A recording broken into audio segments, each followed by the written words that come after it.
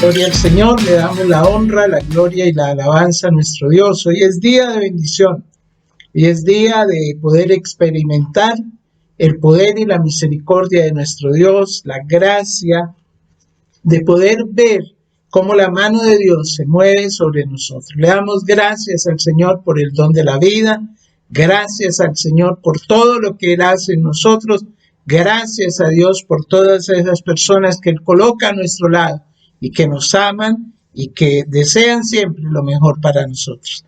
Gloria a Dios. Vamos a orar y vamos a entregarle al Señor este tiempo que sea de alabanza, de adoración, de bendición para la gloria y honra de nuestro Dios. Padre, muchas gracias, Señor del cielo. Grande y maravilloso es tu nombre. Nos congregamos, Señor, en el precioso, maravilloso y único nombre que es sobre todo nombre, en el nombre de Jesucristo de Nazaret, ante el cual se dobla rodilla de lo que está en el cielo, en la tierra y debajo de la tierra. Y declaramos, Señor, este día bajo tu presencia, bajo tu poder, bajo tu gloria, bajo tu bendición, Señor. Declaramos, Señor, que tú estás con nosotros y que es tu poder y tu grandeza la que nos llena, la que nos bendice, la que se glorifica sobre cada uno.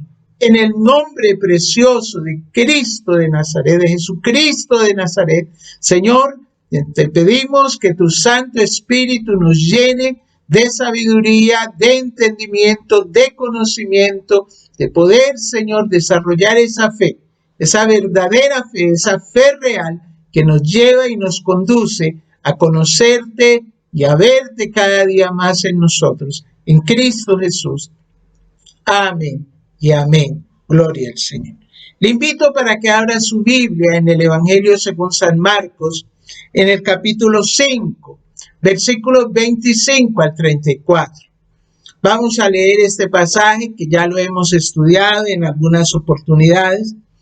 Y en el día de hoy, podemos decir que este es un pasaje de una gran riqueza espiritual que nos ayuda mucho en nuestra fe y que nos bendice a nosotros. En este tiempo en donde estamos ya para celebrar, para conmemorar la muerte de Jesús en la cruz del Calvario, nosotros podemos decir que el Señor ha sido bueno y que siempre nos ha dejado lecciones de bendición para nuestras vidas. Vamos a leer primeramente el versículo 25 al versículo 34 y lo leemos en la bendición del Padre, el poder del Hijo y la unción del Espíritu Santo de Dios. Pero una mujer que desde hacía 12 años padecía de flujo de sangre y había sufrido mucho de muchos médicos y gastado todo lo que tenía y nada había aprovechado. Antes le iba peor. Cuando oyó hablar de Jesús, vino por detrás entre la multitud y tocó su manto, porque decía, si tocare tan solamente su manto, seré salva. Y enseguida la fuente de su sangre se secó y sintió en el cuerpo que estaba sana de aquel azote. Como les decía al comienzo, este es un pasaje que trae grandes enseñanzas para nosotros y del cual hemos predicado ya anteriormente. En este capítulo 5, del versículo 22 al 43, se reportan dos milagros con un episodio milagroso que aparece en medio uno del otro. El primer milagro que observamos aquí es la sanidad de una mujer con un trastorno en su sangre, que es el que interrumpe precisamente el otro evento. Pero cuando nosotros lo leemos detenidamente, nos damos cuenta cómo Jesús manejó a ambos como lo esperaríamos, con gracia, con ternura, con poder divino. El Hijo de Dios siempre convertía una interrupción en una oportunidad gloriosa para servir a los demás y mostrar su poder divino. La mujer vinculada al primer milagro, cuando nosotros leemos aquí, esta mujer había gastado todo lo que tenía, era una mujer pobre, pero además era profundamente afligida y gravemente enferma. Nos narra Marcos, hace un análisis bien interesante de la situación de esta mujer. Había luchado, nos dice aquí, con una terrible enfermedad durante 12 años. Y esa enfermedad la había dejado ceremonialmente inmunda y probablemente era considerada como una marginada de la sociedad. Había gastado su dinero, todo su dinero en médicos. Y dice aquí que sin embargo su salud no había mejorado. De hecho, nos dice que antes le iba peor, que había empeorado. Y después de haber vivido en la desesperanza durante 12 largos años, pues esta mujer mira a Jesús como su último recurso. Y esa es algo que para muchos de nosotros nos ha pasado también así. Tal vez usted ha mirado a Jesús como el último recurso ya después de haber tratado de obrar en su propia fuerza, en su propia humanidad, después de haber tratado de hacer las cosas como se lo indicaban o como le decían que podía hacer. Y aquí llega en ese momento esa mujer a Jesús. Ya no tenía nada más que hacer. Ya era lo último que le quedaba. La noticia de la predicación, pero también de las sanidades que Jesús venía realizando por toda la región, había circulado por toda la ciudad. Esa mujer había escuchado y había recibido esas noticias. Y lo más seguro es que hasta el momento ella no había visto a Jesús obrando ningún milagro. Pero ella aceptó el testimonio acerca de él. Y podemos ver cómo impulsada, tal vez por la desesperación, determinó algo. Y eso que determinó es que acudiría a Jesús para lograr la sanidad que necesitaba. Esta búsqueda de Jesús da forma a ese argumento del relato que hay del versículo 25 al versículo 34. Hasta el momento hemos leído solamente hasta el 29. Más adelante vamos a leer los versículos restantes. El episodio de esa mujer es bien interesante, como nos dice el evangelista aquí, porque nos narra de una mujer abriéndose paso hacia un Jesús lleno de compasión. Pero ese Jesús que está lleno de compasión, también está lleno de información sobre la naturaleza y el significado de la fe. Y cuando nosotros miramos esto, y me encanta predicar sobre la fe, nosotros respondemos a preguntas que son muy interesantes. Por ejemplo, ¿cómo comienza la fe? Otra pregunta, ¿cómo se convierte la fe inicial en una fe fuerte? Y también otra, ¿cuándo se convierte una fe inicial en una fe salvadora? Pero el tema que vamos a mirar acá es precisamente cómo pasamos de una fe fluctuante a una fe real. Y más adelante vamos a explicar por qué se habla de una fe fluctuante a una fe real. Yo quiero que usted le ponga mucho cuidado a lo que vamos a hablar. Y vamos a considerar cuidadosamente este milagro de Jesús. Y vamos a observar cómo una fe fluctuante, como les decía, se convierte en esa fe real. Esto se da básicamente a través de 3 pasos. El primer paso es cuando nosotros aceptamos el testimonio. Oiga bien, cuando nosotros aceptamos el testimonio. Y esa es la primera etapa, el primer paso que nosotros observamos en el viaje de esta mujer hacia esa fe, y es la aceptación del testimonio, de un testimonio que había recibido. Y su respuesta, pues, marcó el punto en el que su fe comenzó a formarse. El apóstol Pablo, más adelante, hace notar una verdad sobre el comienzo de esa fe. En el libro de Romanos, capítulo 10, versículo 17, nos dice: así que la fe es por el oír, y el oír la palabra de Dios. Eso nos dice el apóstol Pablo. La fe es por el oír, y el oír la palabra del Señor. Allí es donde nosotros comenzamos con esa fe real. Pasamos de una fe fluctuante a una fe real. Se necesita oír. ¿Pero oír qué? Oír la palabra de Dios. En este caso, como nos dice aquí Marcos, nos dice que esta mujer que tenía desde hacía mucho tiempo esa enfermedad, en el versículo 27 dice: cuando oyó hablar de Jesús. Mire, cuando oyó hablar de Jesús. Esa mujer escuchó un informe legítimo sobre lo que Jesús venía haciendo. Esa mujer escuchó el testimonio de otras personas. Esta mujer atendió lo que otros dijeron.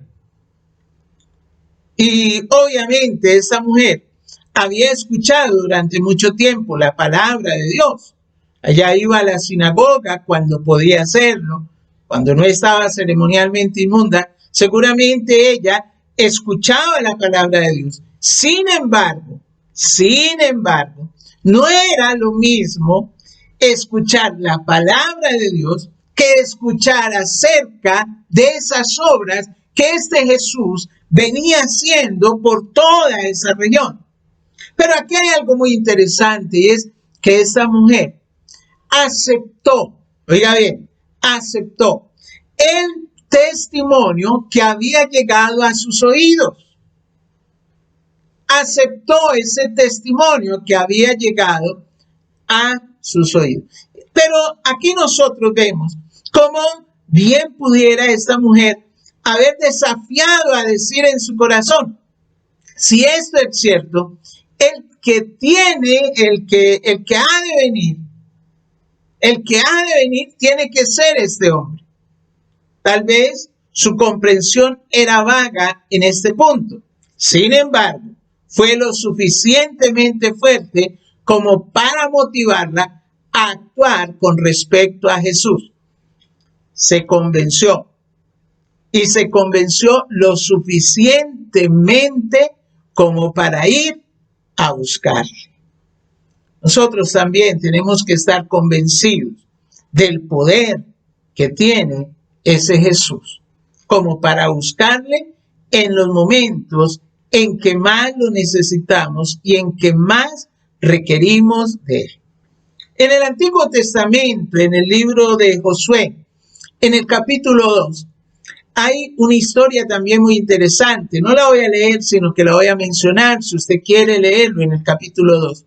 Nos habla acerca de una mujer llamada Rahab. Esta mujer, que era de una reputación no muy buena, porque allí nos dice claramente qué tipo de mujer era, en la ciudad de Jericó. Esta mujer había escuchado algunos relatos sobre lo que Dios estaba haciendo con ese pueblo de Israel durante 40 años en el desierto. Esta mujer escuchó cómo ese Dios los había guardado durante el viaje, cómo ese Dios había peleado por ellos, cómo ese Dios los había sostenido, cómo ese Dios había hecho grandes prodigios. Pero lo más importante fue que esta mujer también aceptó el testimonio que le llegó. Aceptó esa palabra, tan limitado como era, En esa época no había ni redes sociales, ni Facebook, no había noticias, no había televisión, no había satélite, no había radio, como para que llegaran las noticias, sino que llegaban eran comentarios. Pero esa mujer,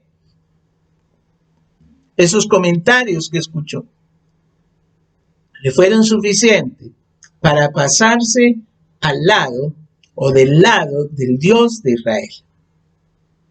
Y esta aceptación fue un comienzo válido. ¿Sabe por qué? Porque la puso en marcha y le abrió las puertas a la oportunidad que la esperaba. Y lo mismo podemos decir y se aplica a esta mujer con el flujo de sangre. Esta mujer escuchó de Jesús, aceptó el testimonio y tuvo un deseo de llegar a conocer a ese Jesús. El segundo paso también lo vemos aquí, y es cuando nosotros afirmamos lo que hemos escuchado. Sí, la etapa de la afirmación. ¿Sí? ¿Qué es lo que decidió ella hacer con esa aceptación del testimonio que había escuchado? Pues aquí nos dice que cuando ella supo que Jesús estaba cerca, decidió abrirse paso entre la multitud y tocarlo. Decidió abrirse paso entre la multitud y tocarlo. Jairo, el principal de la sinagoga, se había acercado a Jesús públicamente. Sin embargo, esta mujer decidió tocarlo en secreto. ¿Y cómo lograrlo? ¿Cómo lo iba a lograr? Pues dijo, me voy a ir detrás de él, voy a deslizarme detrás de él y voy a tocar su manto. Voy a tocar su manto, porque dice aquí la palabra que ella decía entre sí, si tocare tan solamente su manto, seré salva. Y si ella lo hacía, entonces esa aceptación del testimonio que había tenido antes, entonces iba a tener una validez. Por eso es que la segunda etapa es la afirmación de lo que hemos escuchado. Cuando Marcos, aquí en el versículo 28, informa lo que ella dijo, pues ella nos dice así, porque decía, si tocare tan solamente su manto, seré salvo. Y es que hay una cosa muy diferente en saber que Jesús estaba cerca. Y la otra cosa entre decidir abrirse paso entre la multitud y acercarse lo suficiente para poder tocar ese manto. La aceptación fue la primera etapa. Sin embargo, esa etapa tiene que ser seguida por la afirmación. Y es cuando esa fe fluctuante se manifiesta como una fe real. Nosotros, mi hermano, oiga bien, nosotros también tenemos que pasar por esas mismas condiciones. Nosotros escuchamos el testimonio, pero una vez que escuchamos el testimonio, tenemos que afirmarlo. ¿Y a cómo lo afirmamos? Lo afirmamos con nuestro propio conocimiento. Mire, mi amado hermano, aquí también en el Antiguo Testamento, durante el peregrinaje de Israel en el desierto, nos dice la palabra del Señor que un día ellos murmuraron y Dios les envió serpientes, porque ellos se quejaron contra Dios. Cuando Moisés intercedió por ese pueblo en el desierto, el Señor le dijo que hiciera un estandarte, que levantara un estandarte y que en ese estandarte levantara una réplica de una serpiente de bronce. Y si la persona que había sido mordida por esas serpientes miraba a la serpiente de bronce, viviría. Eso nos dice en el libro de Números, en el capítulo 21, versículos 8 y 9. Pero el simple hecho de tomar conciencia del remedio no traería sanidad a las personas. Oiga bien, no traería sanidad a las personas. No, Tenían que aceptar el testimonio de que hacer y actuar de acuerdo con esa aceptación. Oiga bien, tenían que saber. Moisés les dice, mire, si ustedes miran a esa serpiente van a ser salvos, van a vivir. Pero si ellos simplemente dijeran, sí, bueno, está bien, lo aceptamos, pero no lo hacían, no se movían a la acción, pues simplemente no iban a recibir la sanidad. Nosotros también, no basta solamente con oír, no basta solamente con escuchar el testimonio, no basta solamente con que nosotros estemos allí aceptando ese testimonio. Nos tenemos que afirmar lo que hemos escuchado. Y el tercer paso es actuar en consecuencia. Miren, cuando digo actuar en consecuencia, eso quiere decir que tenemos que entrar en acción. Esa mujer, ¿sí?, entró en esa etapa de la acción. Ella escuchó el testimonio. Luego decidió que iba a tocar a Jesús, ¿sí? Sin embargo, su fe tenía que convertirse en una fe viva. Tenía que dirigirse donde estaba Jesús. Tenía que vencer obstáculos. Tenía que llegar hasta donde él. Si ella simplemente hubiese tomado o escuchado ese testimonio, tomado la decisión, pero cuando Jesús pasó, ella se hubiese quedado quieta, mi hermano, seguiría él para adelante con la multitud, con Jairo, mi hermano, no habría recibido sanidad. ¿Qué hizo ella? Ella actuó. Oiga bien, ella actuó. Caminó entre la gente que tenía allí, venció los obstáculos, se pasó, alargó su mano y tocó ese manto, tocó el manto. Mire, eso fue esa etapa. Por eso decimos que esta es la etapa de actuar en consecuencia. Cuando nosotros hemos escuchado, cuando nosotros estamos en ese afirmar lo que hemos escuchado, vamos a la acción y eso es actuar en consecuencia. Santiago enfatizó las obras de la fe. Dijo que una fe que no actúa es una fe que está muerta, ¿sí? En Santiago 2:17 dice, así también la fe, si no tiene obras, es muerta en sí misma. Nos dijo, la fe no es real si no actúa, si no tiene obras dentro de ella. También en el versículo 24, de allí de Santiago 2, él dijo que vosotros veis pues que el hombre es justificado por las obras y no solamente por la fe. Oiga bien, el hombre es justificado por las obras y no solamente por la fe. Y allí está la diferencia entre una fe fluctuante y una fe real. Y les paso a explicar por qué. Yo les dije al comienzo que iba a explicar por qué una fe fluctuante. Es que la fe fluctuante, ¿qué es? Es la aceptación. Esa es la fe fluctuante, es la aceptación y de pronto la afirmación del testimonio verdadero.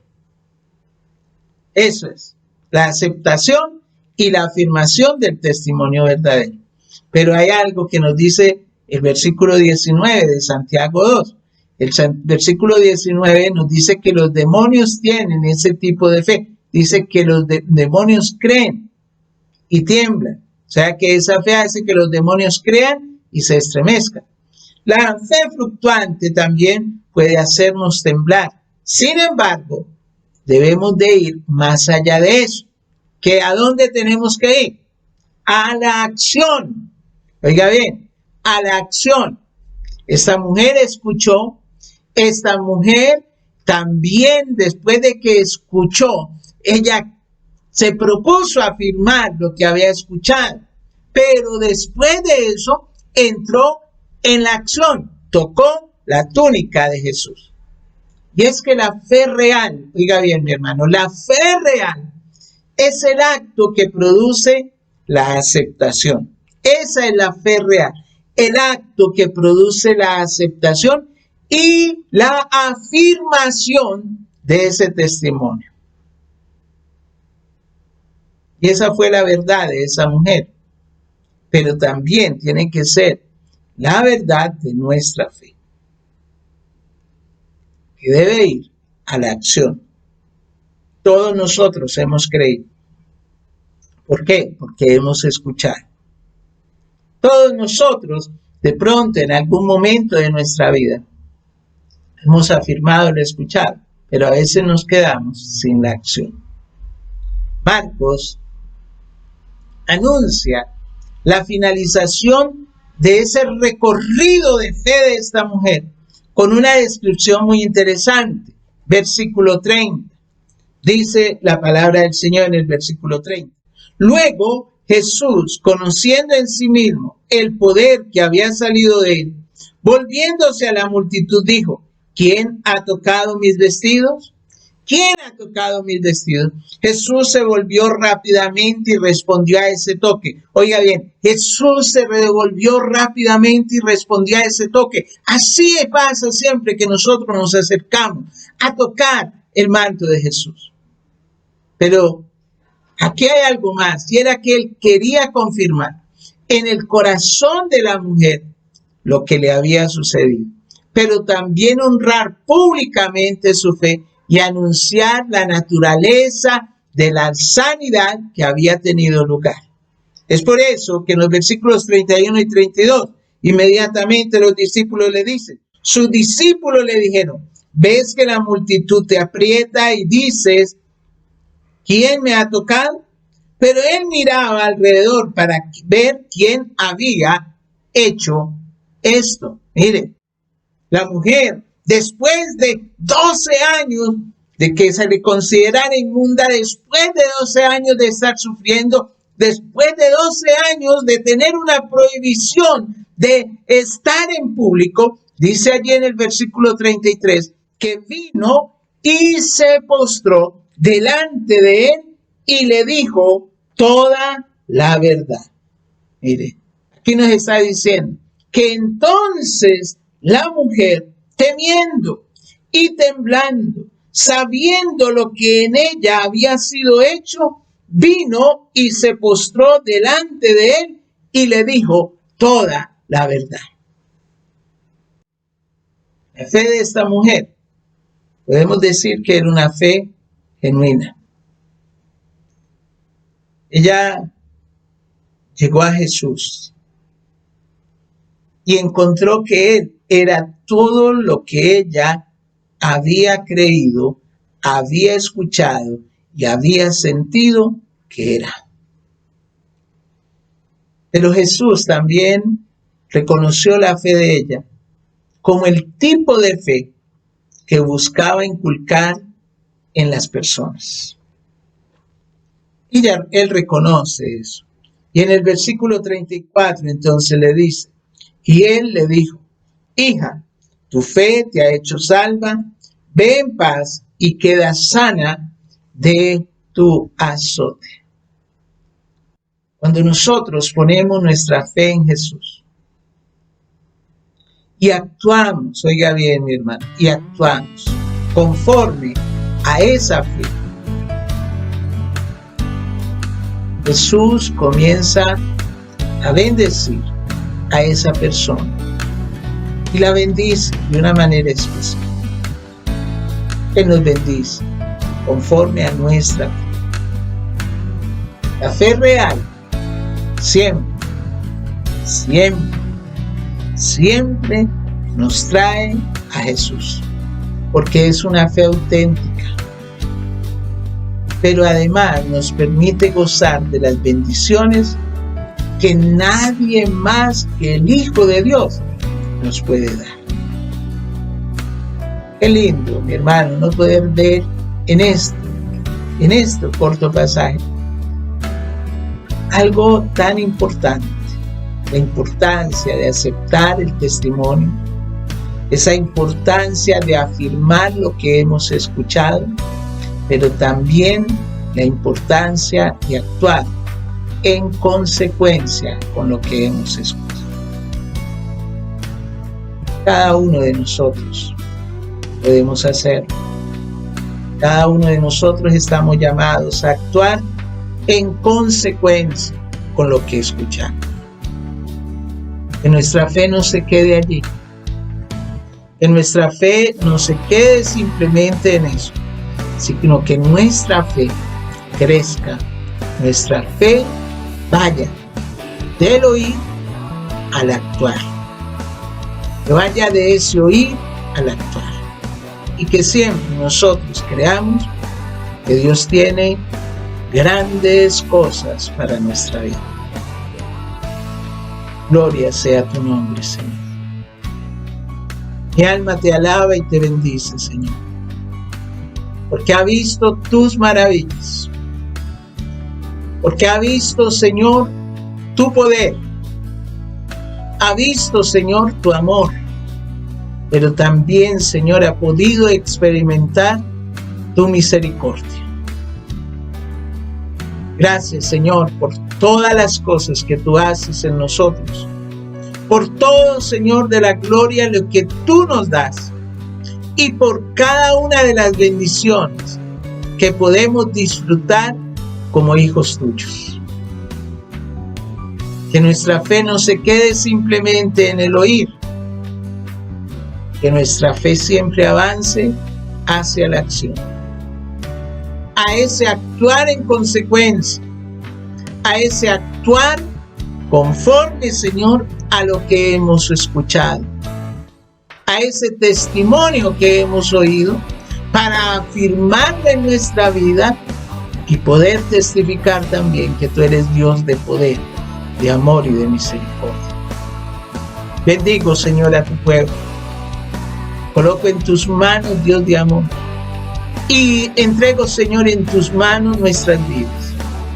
Señor, te glorifico con todo nuestro corazón, adorando, Señor, glorificando, llenando nuestras vidas con tu bendición y rogando, Señor, para que esta bendición sea, Señor, sobre tu pueblo, sobre tu iglesia.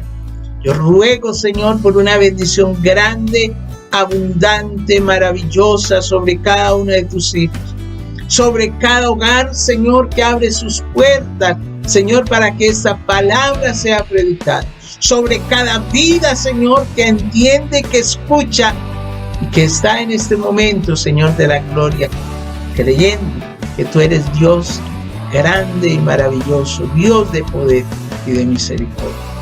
Guárdanos, Señor, en tus manos poderosas.